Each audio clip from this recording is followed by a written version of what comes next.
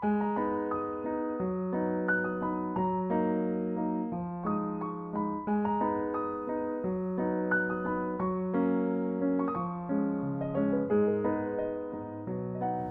it's Don and Mary Schweppe.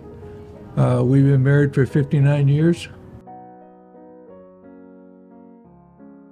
I was stationed in Tucson and in the Air Force, and I went into a taco restaurant, and she was working behind the counter. And I had gone in there before, and I knew another girl that was working in there, and she introduced me to Mary, and that was kind of the beginning right there. I asked her for her phone number, and she gave it to me. So, probably the first date. I really enjoyed her on the first date, so I liked her pretty well at that time. Didn't take long. We went together for 5 months and got married. Yeah, we went to A Mountain up in Tucson. It's a road that travels up the side of a mountain, and you can stop up there, and they have a parking area, and you can look out over the city at lights at night. Oh, we had a lot of them. One was the day I left for Vietnam, and probably the day I came back from Vietnam. Just love each other, you know. Work together, do everything together. Limit your separate friends. Have friends as a couple. Just stay together, do things that you like. You know? Oh, we just usually go out for dinner and, you know, maybe go to a movie. That's pretty much it. You know. I always thought my dad was a pretty straight guy, and I pretty much followed him. He did a lot of things for me and with me, and we hunted and fished and all those things together, and he was a big part of my life. Mary's mother was, I think she looked up to her mother quite a bit, you know. Probably go back to Italy. We were at Italy one time, and it was pretty nice there. We'd like to go there. I was amazed with how old things were, and they were still standing. You know, it was really in good shape, you know, for you consider how old it was. So, the people seemed to be very nice, and it's just a different way of life, you know. Everything was family, you know, pretty much. So, she raised the kids pretty much on her own. I was working all the time. So, I've always respected her, I always liked to be with her. As we got older, you know, we do different things, you know, but we're still close together. We still hold hands all the time. You know? I just always thought she was special. We just do everything together, you know. We just always have. We have a camp together, and we did a lot of things like that with our kids, you know, and just family things. I'm Dr. Clermont. This is my wife, Anne Marie Clermont. We've been married now for 62 years. Well, I was best man at a wedding. They came to the reception before the wedding, and I was at the door. Back then, we were handing out drinks. That was my job, hand out drinks to people who came in, make sure they had a couple so that everybody was smiling and happy. And soon as I saw her, I said, "Gee, you know, I might want to ask her out, you know." When did I know? Not right away, because we were both young. You know, love doesn't happen right away. You know, you can be infatuated right away, but it just doesn't occur right away. Hard to know exactly when it happened. Yeah. Hard to know. He was in college and I was still in high school. Yeah. So we had to wait. We knew we had to wait. So we didn't really probably realize it until after you graduated from college. Who knows? I don't Yeah. know exactly. Yeah. He's been too busy to be that type of a person. He's always thinking about other people and what he can do for other people. And therefore, I am always doing the same thing. To actually take the time out to say, hey, we really love each other, I don't think came along and fit in. It just No, okay. Just happened. We just do it Yeah. day by day, Yeah. by day. All the things that we do for each other. So, and now, of course, it really it's very apparent, because what she can't do, I'll take the slack and do it. So we complement each other that way. Yeah, but we've always done that.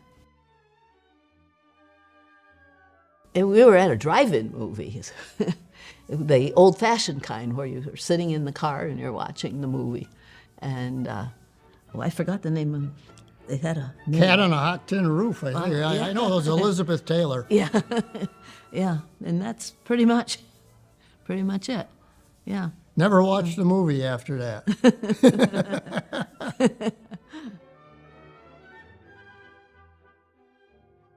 A date night? Yeah, we'd go out, get pizza. She'd come with me. I like the outdoors, so she'd come fishing with me. We'd go picking blueberries together. Yeah. Whatever, you know? Yeah. We didn't have much money, so we did whatever we could do that was fun, and then we'd go home and cook up the blueberries too, and make something out of them. And mostly it was family. We were mostly family-oriented, always family-oriented. His side and my side as well. With grandparents, great-grandparents were still alive. So everything we did was very family-oriented. And I think that's part of the reason that we have such a big family now. And we enjoy having the people around. So we've got 10 children. We had 3 children, and we adopted a brother and sister, and then we adopted 3 sisters and a brother. And we also had 28 foster kids who came here for medical care that they couldn't get in their country, and they stayed here with us, and we took care of them. And some of the children were also from the same countries that some of our adopted kids were from, so they were able to communicate in their language together. And I couldn't understand a word of what anybody was saying. But it was a lot of fun. It was a lot of fun. It was a lot of work, of course, because the children who were sick, you had to take care of. And most of them were open hearts. And we get visits back. 2 or 3 of them have come back to visit us here in the United States from their foreign countries, just to say thank you. One of them we adopted is one of our 10 kids. And that was, besides that, we had exchange students too, because all of our kids who went to Shrewsbury High and all, we all had exchange students. They in turn went over to that country and exchanged. Obviously, you got to be able to complement each other. You got to share things. When one can't do something, the other one's got to do it. No questions asked. You just do it. So when you realize that you no longer are an independent person, you can do anything you want, that's in the past. You now have a shared responsibility, especially when you have kids. The only arguments that we ever had were because something that the kids did. And they knew how to play you, one against the other. And so we had some fights because of that.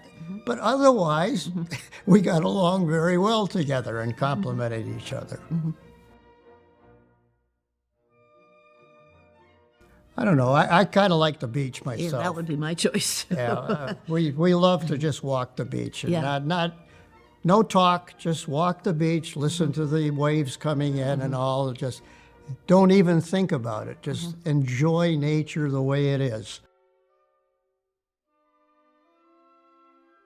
Well, we've had a number of vacations. We had some very nice times going to a timeshare down in Mexico. We really did enjoy Puerto Vallarta. You can't beat the sunsets on the west coast like Puerto Vallarta. Absolutely gorgeous, prolonged sunsets almost every night. It was really nice. Really nice. Very romantic. Well, you know, back Well, before I met her, I had absolutely no idea what was in store for me for the rest of my life, you know. I was focused on getting into college and then medical school, and then what was going to happen after that, what type of a career I was going to have. That I was very career oriented. Looking back on it, you know, I wouldn't do anything differently. Obviously, it was in the cards for me that I was going to meet my future wife, and we hit it off really well right at the beginning, and I don't think I would change a thing. so we were married through the 4 years of medical school. So I was the one working at that point in the alumni office, and he was a student, and he also worked evenings. What were you doing? At the Deaconess Hospital, I was a lab technician there, Yeah. Had to earn a few bucks after all, Yeah. you know. Yeah. And then our first son happened to be born almost right away. And I was lucky enough that the people at Harvard Medical School allowed me to bring him to work with me so that I didn't have to take time out from work. I was still able to go to work. So a lot of things just played in our favor, and everything worked out so that everything ran pretty smoothly. I guess the best advice I can give to any couple is, number one, be patient. No rash judgments, no rash activity. Think about it before you go and shoot your mouth off or before you go and do anything. Think about it first. Then think about what your spouse is going to do when you say something or do something and all. And the same is true the other way around. You don't make a decision alone, you make a decision together. And so you really need to understand that marriage is now going to bind you, and you no longer are independent, no longer. Mm-hmm. Well, probably the wedding. But you know, we've really enjoyed a lot of the things that we had to do. Even when we were out in Alaska, out on the Aleutian Island, we made the best of that too, you know. And so we would say, go out under the tundra, and we enjoyed that together. I'm Paula Collins. This is my husband, Peter. We've been married for 35 years. It was at work. We worked in the same company, and you know, this isn't even cliche. I actually saw her at the Bubbler. I'd been with the company for a while, so kind of everybody in the company knew who I was, but Paula was new, and she just couldn't keep herself away from me. Yeah, that's it. You know. You have to be funny for me. If you're not funny, then, you know, cute's fine, but you have to be funny. And he was definitely funny. And I think maybe, you know, for me, that turning point is like they always say, you know, you can tell a guy by how he treats his mom, and he has had a great relationship with his mother always. And Pete's one of those people that just will do anything for his friends or his family, sometimes to his detriment. And to me, that's probably like the most, I think the most attractive quality to me is that, because it's that kind of dedication. Family's super important to me. My friends are super important to me. So like that combination of things, I think for me was the hook. I always thought the first attraction to her, with like most of the other girls at the company, was my butt. But I just learned something. So this was good. I'm glad I came in.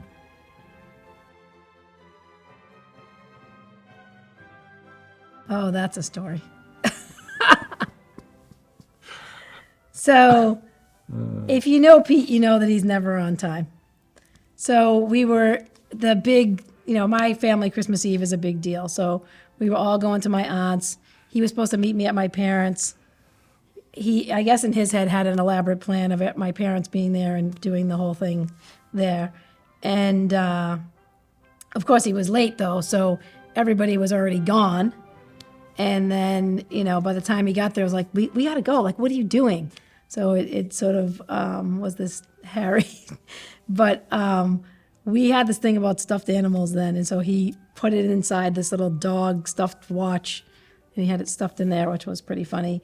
But he was working with this jeweler, so he had gotten this deal on this ring, and so he was like, I got this ring, but then like I have this other stone. I don't know. Do you like this better? And he had this stone in like a piece of paper that was. And my brother's friend happened to like. Would he come by the house, or he was at the window, or somehow No, saw it? he and came in the house. Yeah, he came in the house. Literally thought we were like doing drugs out of like paper because we had this time. So it was a pretty crazy. It was not the big like romantic giant. It was kind of like it was kind of a classic. It was kind of a cluster, but the diamonds. I did some work for this guy, and he said, "Look, we'll give you this ring because it was." I was also late in getting the ring and getting all that stuff done, and I didn't. The other thing was I was not confident that I would pick out the right stone, so this jeweler friend of mine actually gave me like 4 or 5 diamonds. He wrapped them up in a magazine like you'd fold up a gram of cocaine.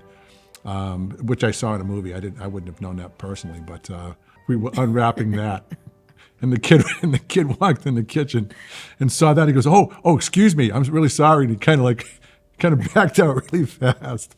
So, that was that. So, I didn't tell the rest of the family that part of the story until her brother, commented on it because the kid obviously told her brother, what he saw and go, "No, that's not what it was." But Yeah, we're a super smooth, story.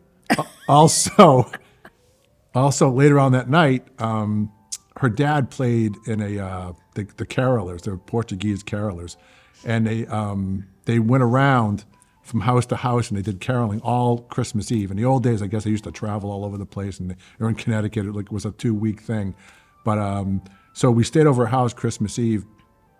And John, her dad, was out doing the caroling thing, and her mom had come home, and she knew and congratulated. But everybody's in bed, and I'm sleeping on the couch downstairs, and it's probably about 3:00 in the morning, and I just kind of dozed off, and all of a sudden, because there's an accordion in the band, and I hear this accordion playing. I thought I was dreaming, because it's just kind of soft.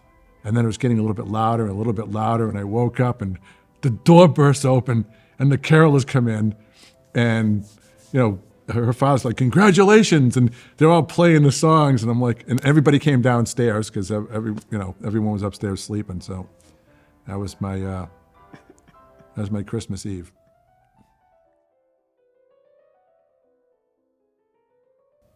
I'd say probably Paula was a little bit more romantic, or does more romantic gestures as far as cards and remembering dates and things like that. I would say the other way around. That's funny. Do we have a song? No. What did we dance to? I'm trying to think of it, and I Oh, can't think Darling. of it. What?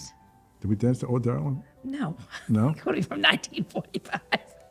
What do we get? No, it's the Beatles song, Oh, Darling, not from 1945. It was actually 69, okay? No, it's not that. No, we don't really. But obviously, I guess not. we'll work on it in Yeah. the next 35. Yeah, I'll have a song at the 70th.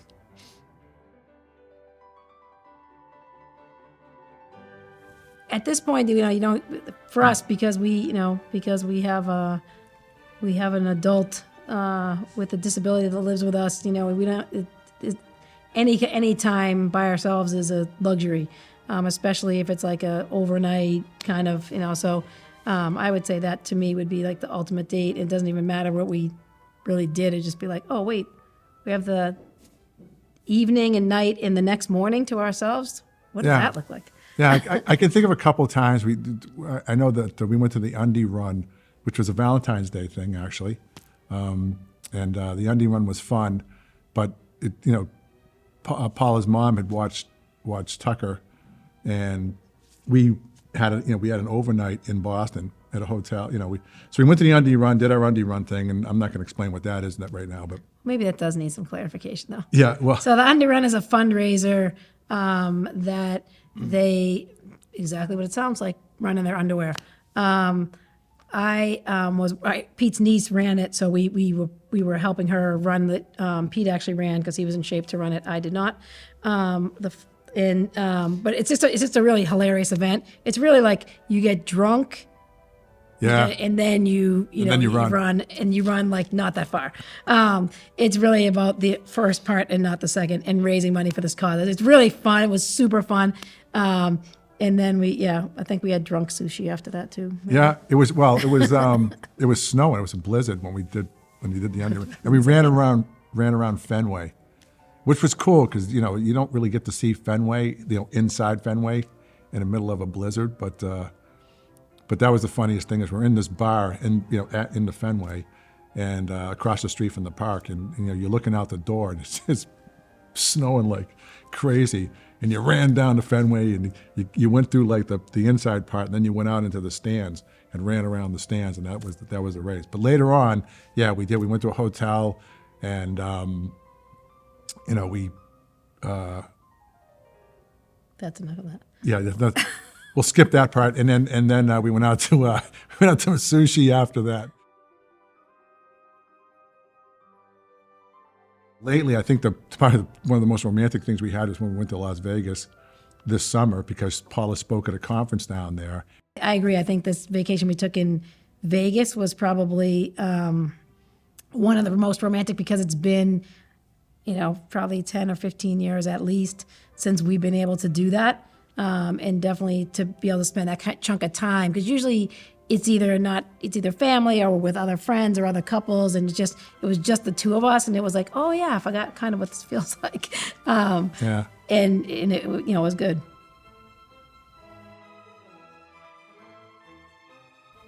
I think it's all about that balance of just keeping things in perspective, and I mean, the longer you're married, the more the less you're trying to mold the other person to what you thought they were going to be or whatever, and just you're rolling into the acceptance of this is who they are and whatever, but I think it's also, again, for me, it's about just remembering who you are as a couple, and taking time, making sure you're taking time for that. The times that I've been frustrated has been when that just isn't happening for whatever reason, and it's usually not his fault or my fault. It's a like everything around us is crashing or burning or both, or just moving in a direction where you can't do it. So backing up to that usually just puts things kind of back on track. And I would say, if it's also, it's not smooth. And if you're expecting it to be smooth, you're going to be disappointed, because life isn't smooth. We've had an eventful ride. For sure. We've had a lot of things that in our life that maybe some other people will never experience, that all can either bring you closer or bring you apart. And it's about communicating and being honest with the other person when it's not great to be like, yeah, this isn't working. Yeah, I think that if I had one thing to say, or one thing I would say, stay playful. Remember that you got together at some point because you really enjoyed each other's company, and and you had fun, and that's why you kind of kept sought each other out, and kept wanted to answer those phone calls and get together, and all that stuff was the whole playfulness behind it. And so that's my take on it. I think the other thing for me too is also, there's no other thing for me. No, there's definitely another thing. Is that I get to go again too, right? Is that no? I just took me off track of what I was going to say. Yeah, I just completely lost it. Thank you. I'm sorry. Being together 24/7 and sharing everything the same and having the same likes and the same just is not for me. That is not my style. And I think it's about knowing yourself as well, and knowing that we have things that we do that are completely different interests, and then we have some things that we do together. And I think that's also, for me personally anyway, that bodes for longevity, because you have your own stuff, and then you have things that are that you share, and that just makes the time that you share richer in terms of you have other things to bring to the table.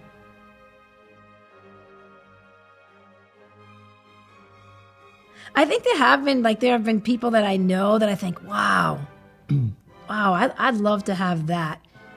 And then what you find out is you don't really know everything you thought you knew, and it may not have been what you thought. And I think that's, again, probably one of the biggest lessons is that whatever you're looking at may or may not be the whole picture, and it probably isn't. And so, real life, real romance is really, to me, is about that respect for each other and that underlying, like, we share the same values.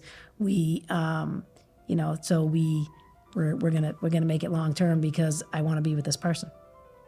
Yeah, I mean, I think that I was just thinking when you said that, and I'm thinking of a bunch of different couples. So I think for me, it'd be a composite. Everybody from the honeymooners to Ronald and Nancy Reagan, I guess. Everything in between. Because there's qualities of people's relationships that you really like, and there's no perfect relationship. And I've been around enough people, and we have enough friends to realize that if you lift up the hood, sometimes it's not always peaches and cream, no matter what it looks like from the outside. And then it's the same way where you say, like, why are these people together? Because they're always bickering or fighting or doing all this other stuff, and then you look under the hood on that, and you find this there's a real connection, a real heart connection there too. So you can never really tell, but that would be my honest answer.